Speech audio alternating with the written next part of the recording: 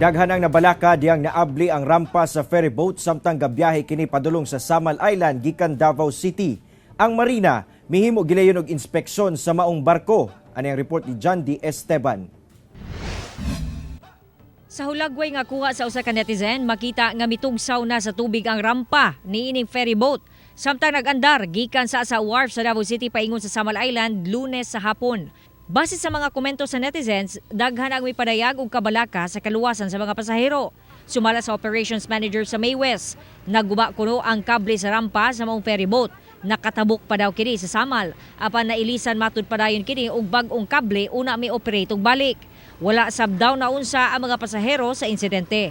Maputol mo gid sir, kuan, maputol mo gid ang kable. Pero ang amo ang mahatag nga assurance din sa mga mananakay, wala man may ginapasakay din nga mga sakyanan dinha sa rampa. Kaya kung magpasakay may sakyanan o tao dinha sa rampa, delikado kayo kung maputol ang kable. Maapil ang sakyanan o tao dinha. Wala nga ang tanan namong ferry doon na mga signages nga bawal ang mag-standby sa rampa. Gi-inspect na sab sa mga personahe sa Marina kung Maritime Industry Authority ang maong ferryboat. Matud nila, doon ako ni problema sa maintenance sa barko. Kini na matud pa ang ikatulong higayon nga naguba ang kable sa rampa sa mga ferryboat sa May West. Busa sumala sa Marina ka kinahanglan gayod nga tumanon ang preventive maintenance system. Kini aron masigurong anaa sa kondisyon ang barko una mo biyahe alang sa kaluwasan sa mga musakay. Hinuon sa bahin sa May West, regular man daw ang ilang ginapahigayong inspeksyon sa ilang mga vessel.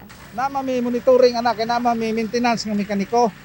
Gawas pa kanang kable, wala man ay connection dito sa engine sa makina sa mo ang ferryboat. Kauban si Jojo Solarte sa kamera. Ako si John D. Esteban para sa One Mindanao.